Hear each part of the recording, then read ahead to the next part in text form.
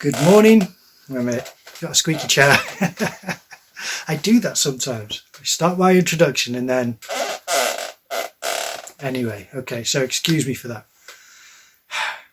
Good morning, good afternoon, good evening, whenever it is, wherever you are. Welcome to the Good Values podcast. Now this episode, I have a guest who I've only met twice. Lovely person, absolutely lovely. First time I met them was at an art festival. Lots of artists were exhibiting their work. It was outdoors. It was in a wooded area, and I'd arrived very early before anyone else with my friend who was exhibiting there, and I wasn't. Now, this friend of mine you've seen on the podcast, if you've seen every episode of the podcast, she's called Petra Goetz, and I'll put a link to her episode here. And I was helping her set up her work. She had invited me the day before, and I thankfully jumped at the opportunity. And it was a long day. It was really interesting. It was really fun, but it was a lot of work. And I like days like that. They're good. So what happened was we turned up at this wooded area in North Wales. I might as well tell you where, in Bethesda. Not that you might not know that, but anyone who's in North Wales might know Bethesda. And it's a lovely little town. And this wooded area is just kind of off to the side of the town. It's not, way out where you've got to drive way out of Bethesda to the borders of the town. It's literally just there, which to me is quite a novelty. I suppose it's much like how I live right on the edge of Rhyl, and Rhyl there's a town and then there's the beach, and it's right there. It's right next to it. So Bethesda's got just like this lovely wooded area, and it's really nice. And it's like a little stream running through it as well. Really nice little idyllic spot. And Petra and I got there. We started setting up bits of her work. I was doing more carrying than setting up at first, because I don't know what she was hoping to do until I started to get my bearings really with what the arrangement was. Because I'd shown up with minimal information, which I do a lot of the time. Anyway, we show up, we're setting this stuff up, and then we get further into the wooded area and it opens up, and there's all these rocks and things. It's beautiful. And we're considering how to set up her found objects, which she collects, and then she works with to put texture on top of these objects. So she'll find a place where people have been fly tipping, and she'll pick up certain objects and items that have an interesting shape to her, and then she'll put on top, it looks like concrete, but it's not, they're really light. So she'll put on top, I think it's papier-mâché, but it's all bobbly. And and then she's got loads of different shapes of these things, and when they all sit with each other in a different space, they kind of... It changes, if you only have a couple of them, it's different than if you have just one of them, and then it's changed by if you have quite a few of them or if you have all of them. And especially when they're dotted about an area, they all seem to change each other. They kind of interact with each other, and they make the space transform into something else. It was really nice. Then other artists started showing up, and we were discussing with them, what space was available and what wasn't, and what they thought. And they were lovely as well. The artists who showed up were doing some really nice things with... they had things which they were hanging from trees, which were big plastic sculptures which they'd made, and arranging leaves, like the coloured leaves, in circles and spirals, and collected into the kind of holes of trees that had some kind of rot or something like that, and instead just filling them with... it wasn't the leaves, it was filling them with... They were kind of not seeds, and not... They kind of... I suppose they're kind of like seeds. I don't know what they were. Let's say they're seeds from... Say it was from an acorn tree, but they weren't acorns. I don't know how to explain this stuff. I'm not very good with the different variants of what the... the genuses of certain plants, so you'll have to forgive me, but if I have photographs, I'll put them up now because they were lovely. And this is where I met the organizer, or one of the organizers, but I saw her as the main organizer. And she came up and she was absolutely lovely, such a warm person. And she was, basically she had on a tree bits of, they were kind of like little handmade books with drawings on them. But the drawings were, I think they were part of a pattern of, I think it was part of something to do with the trees.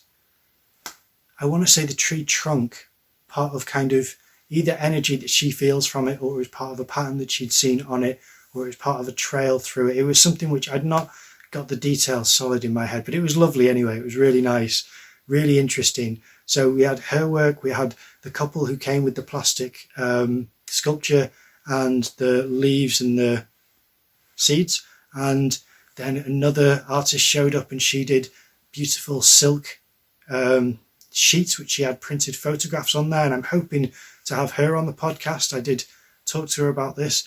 And then there was another artist who had big plastic sheets with print on it. Really interesting, diverse mix of bits and bobs. And then at the end of the day, taking all of Petra's work back to her car, and I caught up with this organizer and asked her to be on the podcast. And she was so gracious. Straight away, she agreed. She said she was going to be away for a week, but then after that, she'd be free. And she was just there. She was reliable. She was wonderful. Really is very, very nice indeed. And I wish I would have done more background research, because it turns out I've seen her work before when I went and visited Storiel Gallery in Bangor with a young artist who was on the second episode of Good Values, Aisha J. Her and I went to Storiel and we saw several exhibits, and then we went for a walk around Bangor. And basically, one of the exhibitors in Storiel was the guest today. And I would have asked her about it, but stupidly, I didn't do that research. Now, I'm going to make my excuse for why that is. I have had a bit of a busy time lately. What's happened is I've been applying for a grant money from the Arts Council of Wales with Petra. Her and I are collaborating on some work, so this is kind of an official announcement really, and we will be starting to introduce bits of vlogs and just video installments of what we've been doing so far, and I'm really excited about the project, and I'll talk about how it develops, how to apply for the for a grant money, and what our experience has been. But that's all to come maybe later this year and more next year. But for now, this is the wonderful, lovely, gracious, talented guest, Lisa Hudson.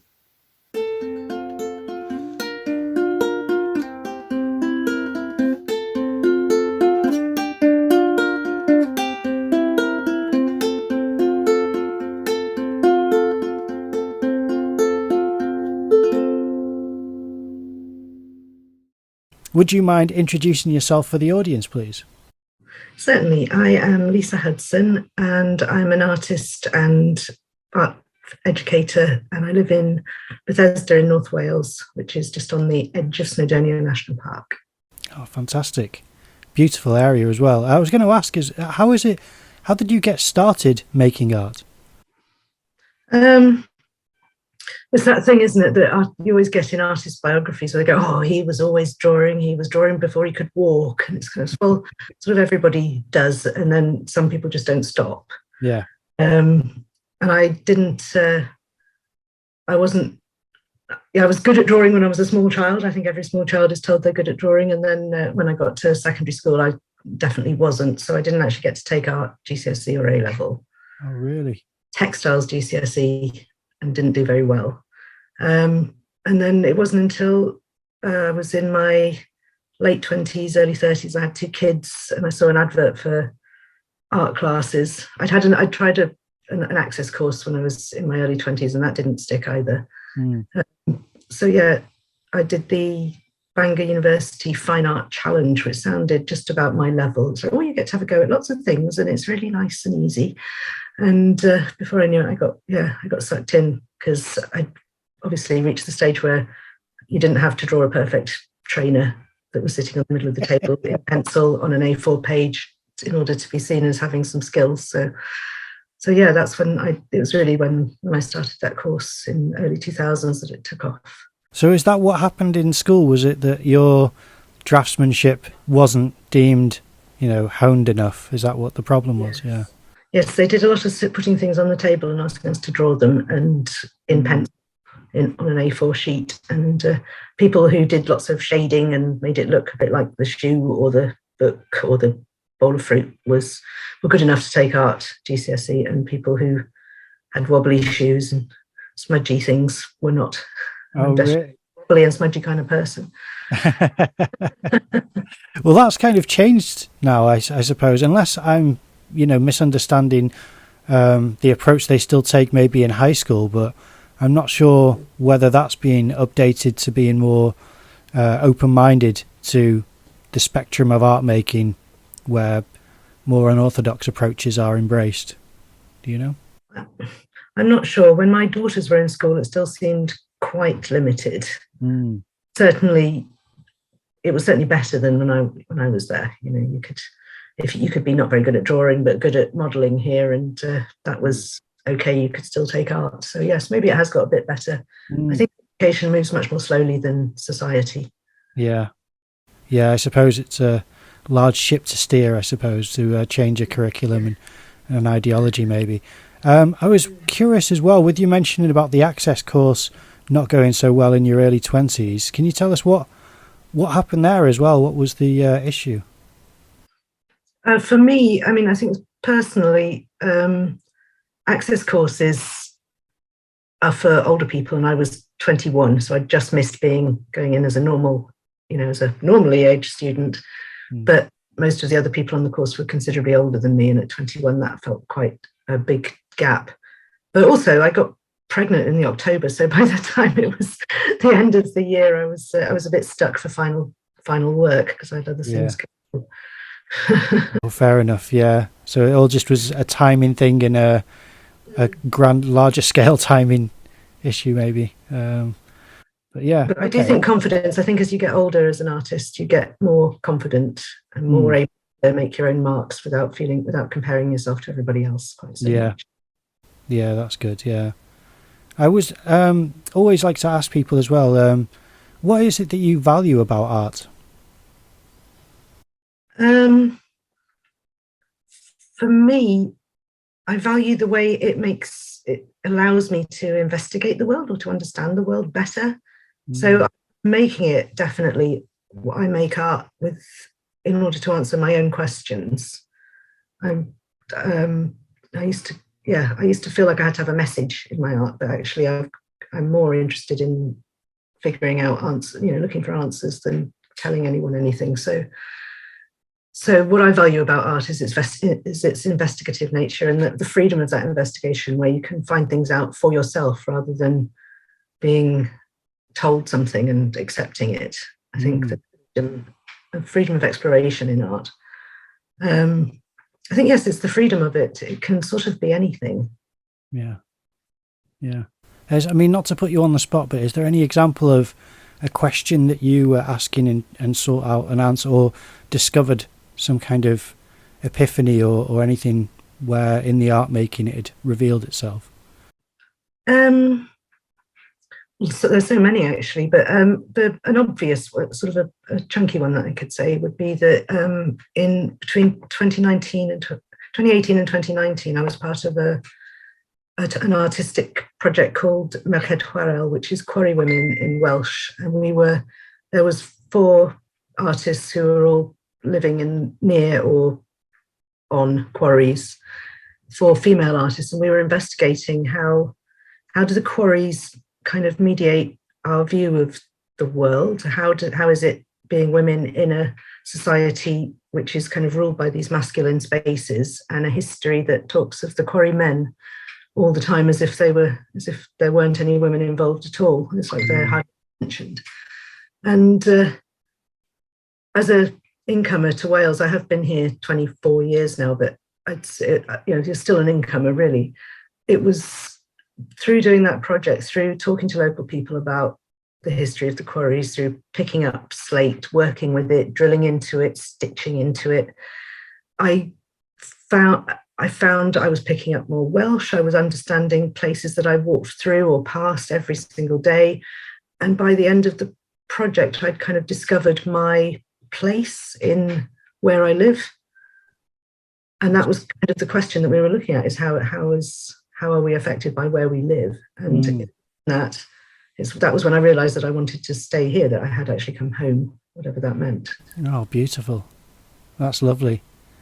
Oh, that's a fantastic thing. Well, yeah. So it is a real discovery, and a real discovery of yourself, I suppose, and how you feel and see yourself in your environment. So that's really nice. It was unexpected as well. I knew we were asking the question, but I didn't expect it to have a profound impact on me in my life. I was doing the work and realized that was happening. Yeah. Does your work have a color palette? My 2D work is generally monochrome, or I use earth pigments, actually, sort of from the like ground up stones and things, because I'm quite scared of color. I wear a lot of color in myself, but I don't use it in my work unless it's natural colors, because they always seem to harmonize whatever you do. Yeah. And my 3D work is mainly, again, natural colors. I use a lot of natural materials. I kind of stick with those. Beautiful. Can you tell us about your 3D work? What is it that you make, and that you your body of work that you have? So I make assemblages of found objects and natural materials. I use a lot of stitching. I seem to have a trend of making wearable art. So as part of the Mercatwarel project, I made a dress out of slate. So I drilled it was all slate from the slate tips around, all the quarries that we visited, in fact. And I drilled holes in it and stitched it to straps of fabric and wove those fabric together to make a sort of grid dress. Wow. And another exploration was me questioning what home means. What does it feel like? What does it mean to be at home? This was before Mercatwarel, actually. And I made towers, each with like either ideas of home or homes that I had lived in, so flats I'd been in, or is home just a comfy chair, like in the song?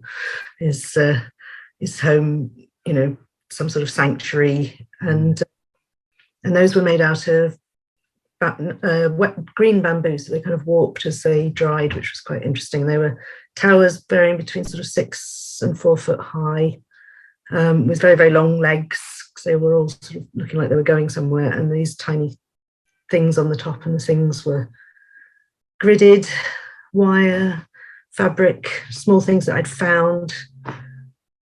That's fantastic. I don't know if that answers your question. Absolutely, yeah.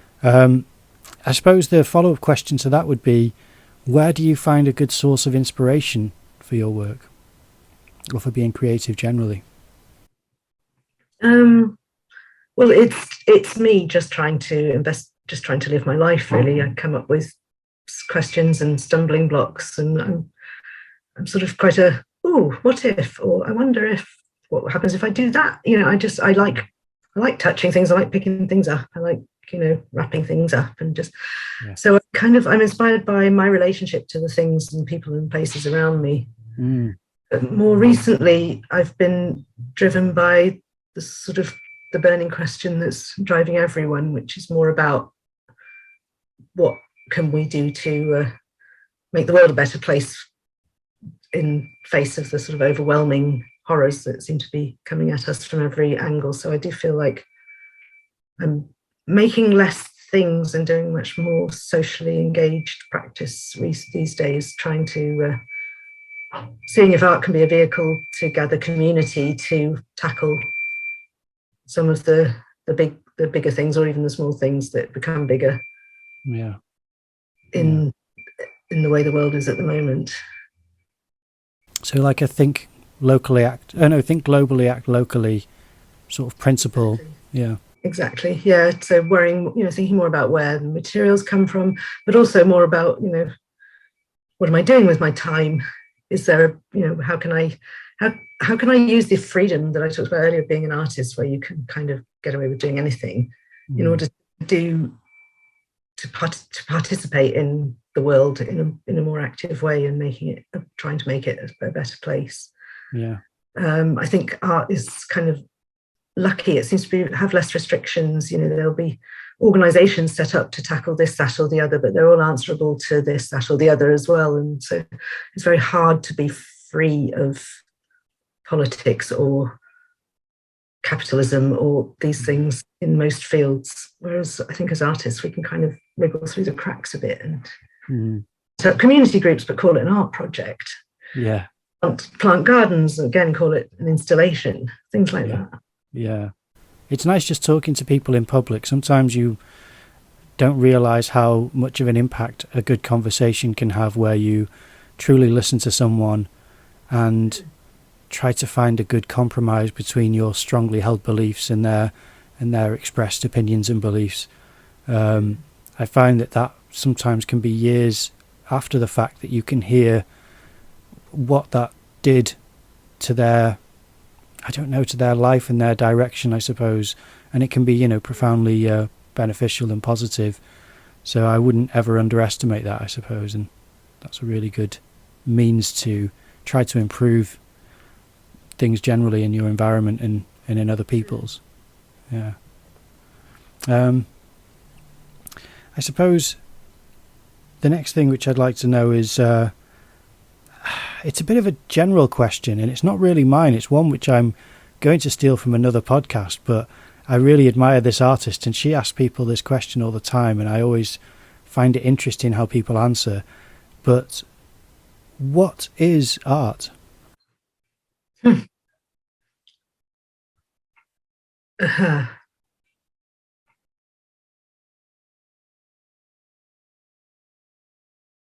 In a way, it's almost a redundant term. Think about it for too long. Yeah. It seems to be being replaced quite frequently with creative.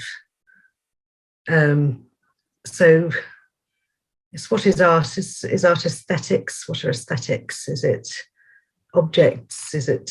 I think, for me, it's the way I think about something.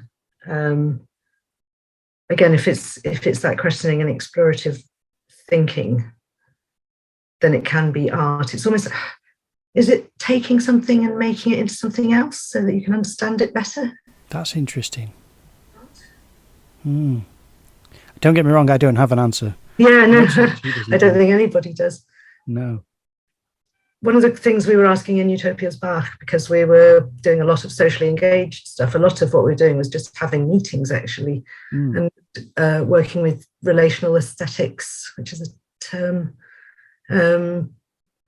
coined sometime in the 90s about the sort of art which is just talking to people and sort of questioning why is it art. And they're actually speaking of the art is actually the atmosphere, the feeling between the people are weaving it as you create that atmosphere by how you are and how they respond. Yeah. So that could be an art. So in Utopia's Bach, we would stop every now and again and go, okay, where is the art? Just to make sure we hadn't wandered off down some social work track or something that we were completely not qualified to do. No.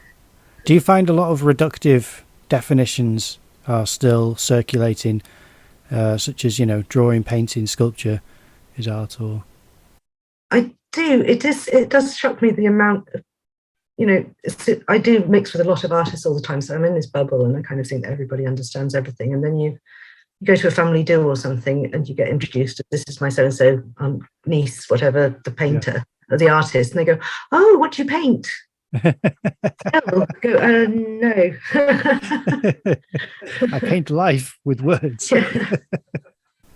Yeah, it's a bit of a challenge, isn't it, to try and broach concepts that are, I suppose, a little bit more maybe self-indulgent. I'm not sure. It feels quite indulgent to explore things which are just appreciations and observations. I'm not sure whether it's so easy to share and communicate sometimes, but yeah, I could be wrong. Yeah, I think it's on a personal level, I've been deeply affected and, had my worldview changed by pieces of art I've seen, but that might, other people have, maybe don't look at it that way and don't get the same response. So just presume that you're just giving them art bollocks, really, when you talk about it.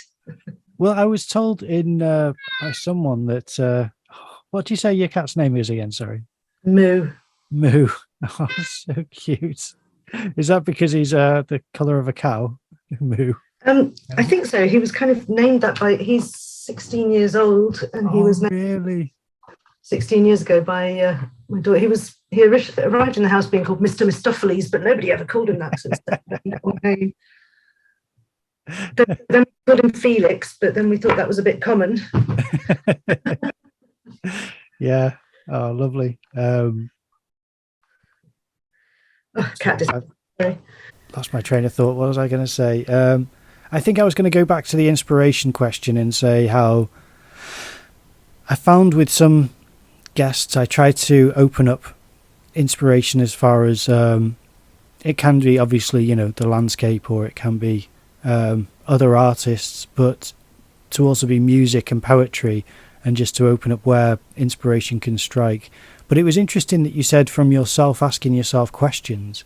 And I suppose I'm curious as to, I feel bad always asking you for more specifics, but is there any way that you can elaborate at all about the kind of inspiration, the source of, is there a way where, have you come across something and then that's got you thinking, and then that turns into something where you're thinking this is a real tangible or a real sensation-based interaction that I've had, and now it's, left you with this question? Sometimes it's kind of the other way round. I see a material and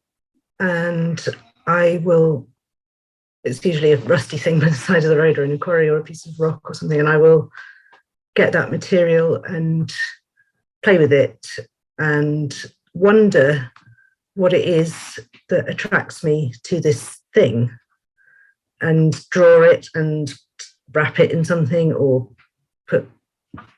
mount it on something, have it as a sculpture in its own right for a while, look at it, think about it, and then sort of somewhere along the lines I will come to an understanding of what it is that's attracting me to this thing. Like, I love bed springs, what swirly, the old bed springs.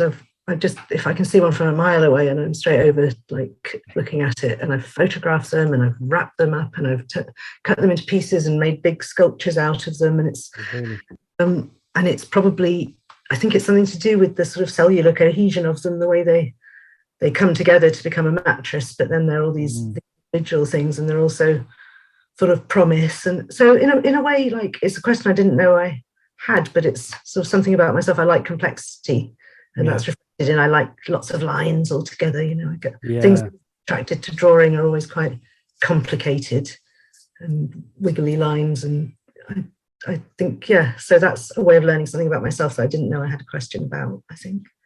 Am I right in thinking that bed springs are a larger spiral at the top and bottom, and then they go tighter and towards the centre? Yeah, that is a curious design. I should know this. My dad's an upholsterer and sells mattresses, and so we've kind of been through the different layers of what makes a mattress, which beyond the springs, if the layers of foam and things like that to make orthopedic mattresses. But I was never certain about certain elements. They only went so far. But yeah, I suppose all of the different components that make objects can be quite fascinating in and of themselves, really, can't they? Yeah. I love functional systems, but I also love things that look like they should do something but don't do something.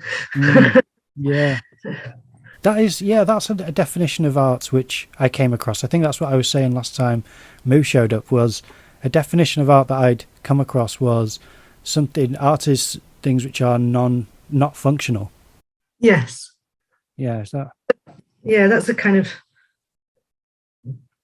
art foundation year 101, isn't it? Like, there's art, there's design, And the difference between the two is design has to do something and art doesn't. Yeah. It has to be functional. So you can talk about its formal qualities, its size, its scale, its material, and you can do that about both things. But then when you talk about art, you talk about its content, so what it means. You talk about design, you talk about its function.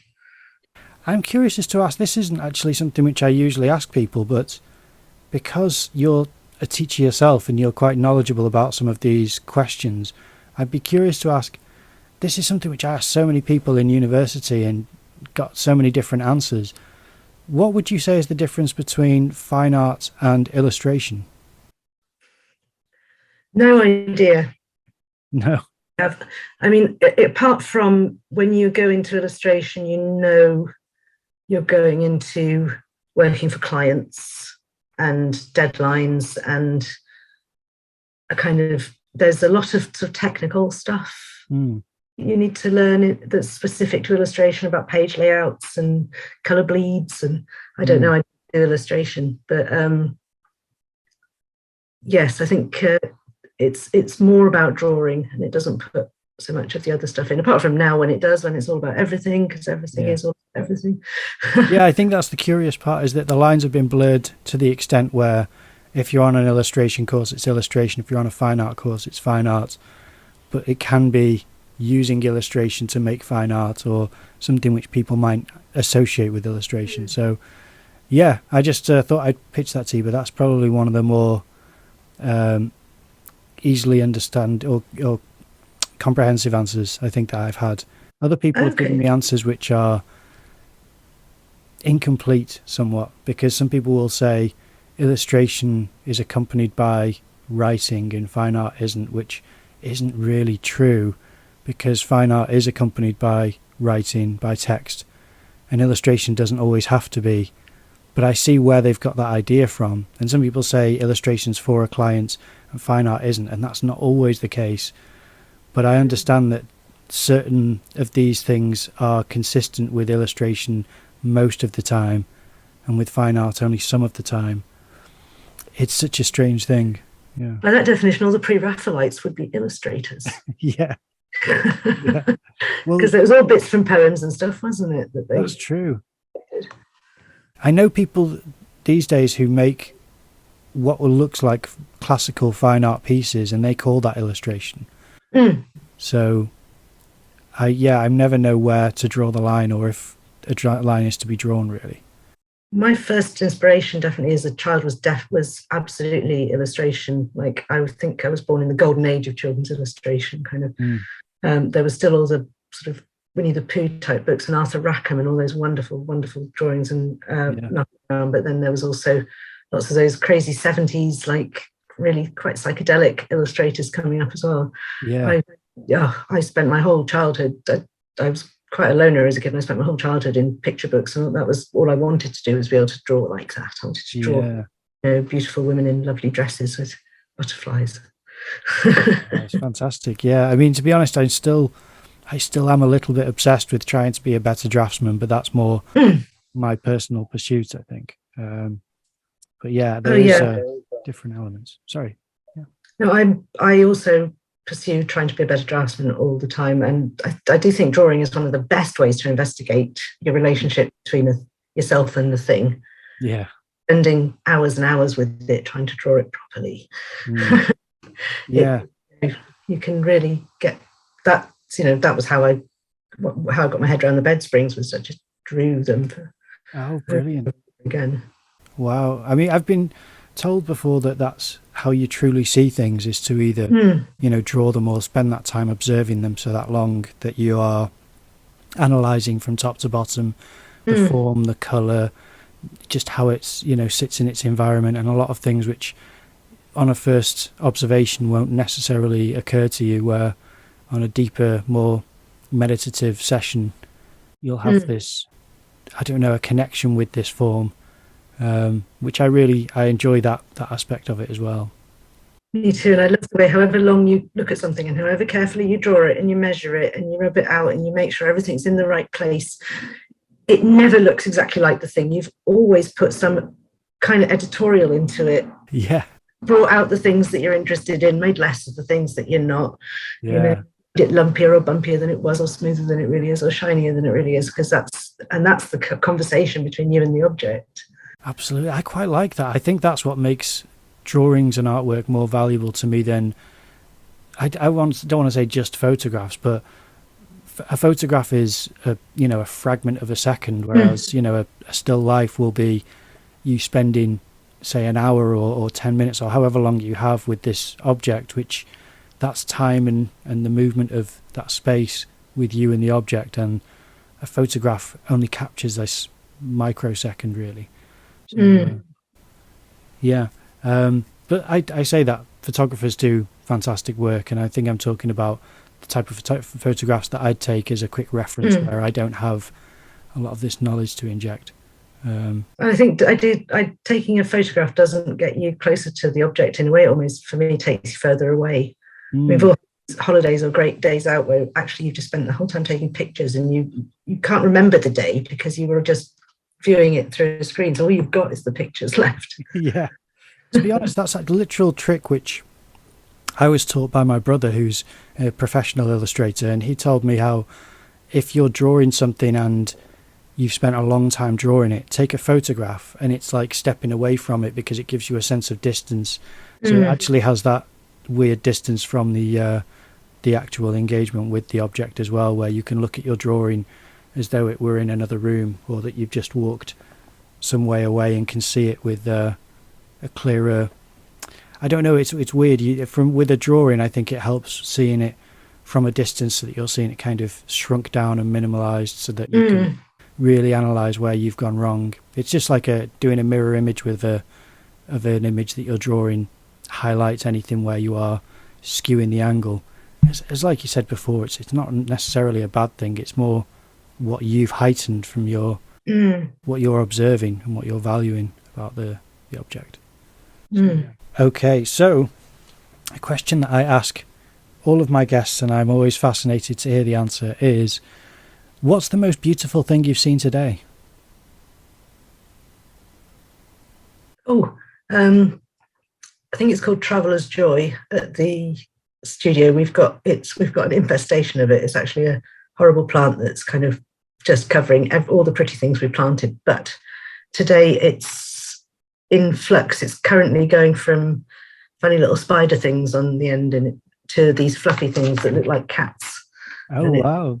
Really lovely. And it's just today that it's turning. So it's still pink on the inside and kind of fluffy on the outside. And Traveller's Joy. Staring at that going, wow, that's gorgeous. Yeah.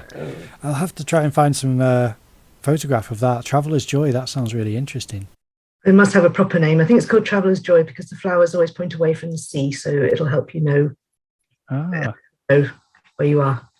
I see. So it helps navigate. Yeah, as a compass. That's really interesting. Okay. Yeah, that's I always love how unique those answers always are. When I ask people, I spoke to a filmmaker recently, and one of his most beautiful things that he'd seen, because he had to give me two, but one of them was a microphone that he wanted to purchase, which is hilarious. It shows how into his job he is, So yeah, that was hilarious. But Traveller's Joy, yeah, I couldn't have guessed that in a million years. That's brilliant. The next one's a double barrel question, and it's something which, just like the last question, was one which my mentor would ask me every time that I'd see her, because I'd always be making art.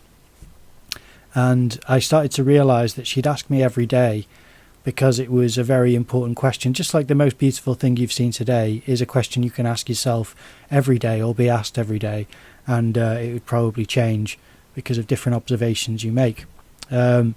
This next one is, what do you like and what don't you like about your own artwork?